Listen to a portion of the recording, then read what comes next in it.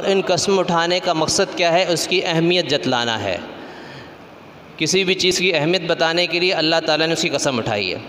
آگے فرمایا وَلَيَالٍ عَشْرٍ، لیال کہتے ہیں لیل کی جمع ہے رات، اور عشر کہتے ہیں 10 راتوں کی قسم۔ یہ 10 راتیں کون سی ہیں؟ ابھی اللہ تعالیٰ قرآن میں فرماتے ہیں اِنَّ عِدَّةَ الشُّهُورِ، مہینوں کی گنتی اللہ کے نزدیک عند اللہ 12 شہرًا فی کتاب اللہ، اللہ کے ہاں تقدیر میں لکھی ہوئی ہے کہ سال کے 12 مہینے ہیں۔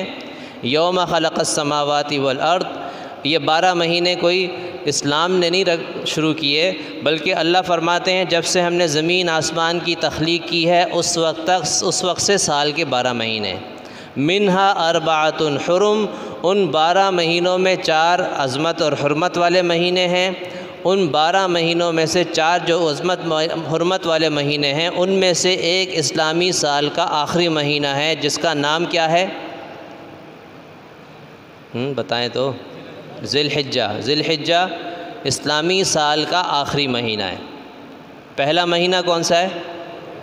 محرم، آخری ذی الحجہ، ٹھیک ہے نا؟ تو ایک تو ذی الحجہ کی فضیلت یہ ہے کہ 12 میں سے 4 مہینوں کی جو فضیلت ہے اس میں ذی الحجہ شامل ہے۔ پھر ذی الحجہ کا پورا مہینہ فضیلت والا، ان میں سے جو شروع کے 10 دن ہیں ان کی فضیلت اور بھی زیادہ، جن دنوں کی اللہ نے قرآن پاک میں قسمیں اٹھائی ہیں۔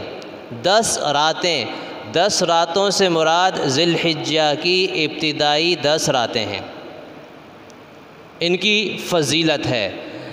آپ صلی اللہ علیہ وسلم نے فرمایا کہ اللہ تعالیٰ کو یہ 10 دن جو ابتدائی ذی الحجہ کے ہیں انتہائی محبوب ہیں۔ اس کی فضیلت ایک یہ ہے کہ آپ صلی اللہ علیہ وسلم ان دنوں میں روزے رکھتے تھے، پہلی تاریخ کو بھی، 2 کو بھی، 3 کو بھی، 4 کو بھی، 5 کو بھی، 6 کو بھی، 7 کو بھی، 8 کو بھی، 9 کو بھی۔ یہ شروع کے 9 دن آپ صلی اللہ علیہ وسلم روزے رکھا کرتے تھے۔ 10 کے دن عید ہے، عید میں روزہ منع ہے۔ پھر آگے اللہ نے فرمایا کہ والشفع، جفت کی قسم، والوتر، اور طاق کی قسم۔ جفت کا معنی جوڑا بھی ہوتا ہے، جوڑے ہوتے ہیں نا، 2 4 6 8 10، یہ گنتی جفت کہلاتی ہے جس کو انگلش میں ایون کہتے ہیں، اور 1 3 5 7 9 ان کو طاق کہتے ہیں جن کو انگلش میں آڈ کہتے ہیں۔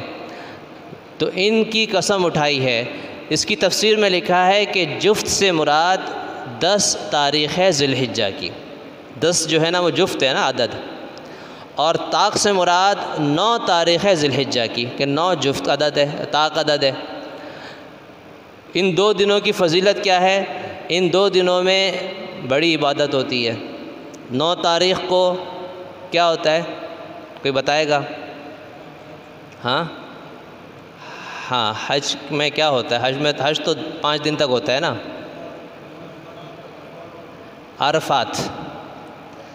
عرفات کا وقوف ہوتا ہے 9 تاریخ کو، ٹھیک ہے، اور 10 تاریخ کو پھر قربانی ہوتی ہے۔ 10 سے ابتدا ہوتی ہے، پہلا دن سب سے افضل ہے، یعنی 10 تاریخ قربانی کرنے کے لحاظ سے، اس دن عید کی نماز بھی پڑھی جاتی ہے۔ اس دن کو یوم النحر کہتے ہیں۔ 9 ذی الحجہ کو یوم عرفہ کہتے ہیں۔ اور اس دن کی فضیلت ایک یہ بھی ہے کہ آپ صلی اللہ علیہ وسلم نے فرمایا کہ ذی الحجہ کی 9 تاریخ کو جو روزہ رکھے گا،